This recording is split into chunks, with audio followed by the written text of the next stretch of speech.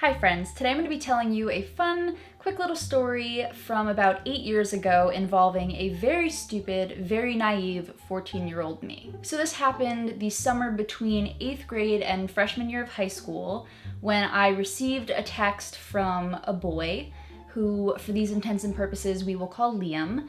I had known Liam from around town. I grew up in a town where it was very common for kids to walk to and from school, and then after school kind of just hang around town with people, so I knew him from around. Liam texted me one day essentially saying that his friend, who we'll call Tyler, thought I was cute and asked if it would be okay for Liam to give Tyler my phone number, to which I said, sure, absolutely. I thought Tyler was really cute. He was 2 years older than me. I was, again, going from 8th grade to 9th grade, and Tyler was going from his sophomore year to junior year of high school, so I thought, ooh, an older guy, he's interested in me, that's so cool. Mind you, I'd never spoken to this boy before, I'd never seen this boy before, so it was a little odd that he had Liam reach out to me on his behalf, because I don't even know when he would have seen me. I'm assuming just maybe around town, but who knows. So Tyler and I started texting, and he texted me very, generic 16-year-old boy stuff. You're cute, I want to get to know you better, all that generic stuff. So there's a pizzeria about 5 minutes walking distance from my middle school, so every Friday a bunch of kids from middle school would all walk down and go to that pizzeria and just hang out. So one day I decided to invite Tyler and Liam, if he wanted to come with a group of my friends and just kind of hang out with us and see how well him and I would get along in person, how well we vibed, that kind of thing. I'll be honest, okay? I was interested in dating him. Obviously, he was an older boy. I was being shown attention, and I was like all about it. When we were hanging out as a group though, I noticed that he was nothing like how he was when we were texting. He became very shy and quiet and awkward with me and with my friends, which was just not something that I noticed when we were texting. He seemed very charismatic and outgoing, and he just was not like that in real life. So it was weird, but he was still cute. I was 14, he was 16. I was all about it, okay? I was like locked in. I, of course, was in love with him, and we talked for a couple weeks and kind of hung around town.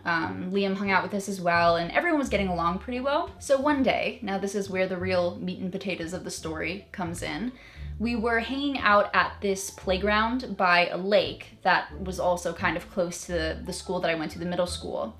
And everything was fine, we were just chilling. It was probably like 7:30. We were actually getting ready to go to one of my other friend's birthday parties. He lived probably like 10-minute walk away from where we were. So a couple of my friends had been invited. Obviously Liam and Tyler, because they were older, were not invited. So we were just kind of hanging out with them to kill time. We ended up going to the party. A couple things happened there that I won't get into. But afterwards, they met up with us again. We walked back to the park by the lake, and we're still just kind of talking and hanging out. It was probably me, Liam, Tyler, and I want to say 3 or 4 of my friends. So we're all talking, hanging out. I noticed that a cop car had pulled into the parking lot that was a good 100 feet from where we were, and I didn't think anything of it. I was very nonchalant about it. I thought the worst they could tell us was just to go home, because we were technically on the playground after dark, which was not allowed because it was after park curfew or whatever. So I thought the worst they were gonna say was just go home. I wasn't too worried about it. But despite my nonchalance, Tyler and Liam were freaking out immediately. They were so nervous, so scared. They're like, look, we really gotta go, we gotta go. And I was like, no, it's okay. They may not even tell us to leave. We might actually just be able to hang out here. We're only gonna be here for probably another half hour or so anyway before I had to get home. So I'm like, why not just chill? It was only 10:30 maybe at night. But they're like, no, we really gotta go. So I was like, okay. So my group of friends and I, with Liam and Tyler, kind of followed them through the playground. You kind of went across this bridge over the lake. So you're but they were hoofing it. They were running, so we were running. So hustled over the bridge, kind of in this grassy area. Then there's kind of this stone wall that leads up into a church parking lot. So we go over the bridge. We're through this grassy area. We kind of have to climb up this probably 6 or 7 foot stone wall. We clear that. We're running into the church parking lot, and then we notice that there are 2 more cop cars that kind of pull in. So we sprint across the parking lot and duck behind this little enclosed area in the middle of the lot of the church. So we're hiding in there. Now, we're panting, you know, we're scaling walls and running. All of a sudden, it just went from 0 to 100 in seconds, and no one really knew what was happening, you know, on my side with my friends. So we're kind of hiding in this little enclosure, and we're asking Liam and Tyler now, what's wrong? Like, why are we running? We didn't do anything. And they're like, no, like, you don't get it. We can't get caught. We can't get caught. And I didn't realize this at the time, but it was 4:20, and little naive 14-year-old me did not understand yet the significance of that day. And both Tyler and Liam had a profound amount of weed on them. So cops were out looking for kids smoking and hanging around town and doing what they're not supposed to be doing. And I thought we were totally innocent, just hanging out. We're there past curfew, no big deal. Meanwhile, the two of them have literal, like, gallon-sized Ziploc bags full of weed. So then the real pressure's on. I'm like, oh my God, we have drugs. And then, you know, we're running and it's a mess. So now 2 cop cars are in the church parking lot, right? And they're kind of doing circles because they can't find us. We get a break.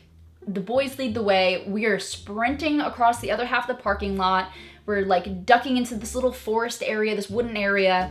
And there's like a train going by because we're getting close to the tracks. We're running alongside the train. We have to scale another like 5 or 6 foot stone wall. I remember, what name am I using? Tyler. I remember, God, I'm gonna screw up these names. Tyler at one point was like, he had kind of cleared the 6 foot stone wall and then kind of like reached down to help all my girlfriends and I up. And I remember thinking that was just like so hot. I was so into it, despite everything, despite how horrified I was about what was going on and the possibility of getting caught. I had adrenaline rushing, but I just thought I was more attracted to him than I had ever been.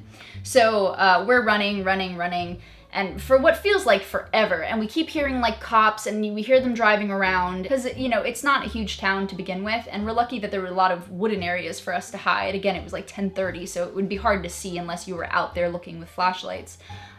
Which eventually they were, but we had ducked into this kind of other like enclosed area behind a drugstore, and we were waiting there for a little bit. We probably waited there for maybe 5 to 10 minutes, and then we kind of crossed over and ran a couple streets down and ended up on this kind of back road. So I called my parents to come pick me up because despite, you know, hanging around town all the time, I had no idea where I was. We had taken so many random turns that I was completely lost. So I called my parents to come get me. They were understandably furious. And yeah, then I didn't actually find out till afterwards what the significance of 420 was and why they were looking for kids like us and why everything was the way it was.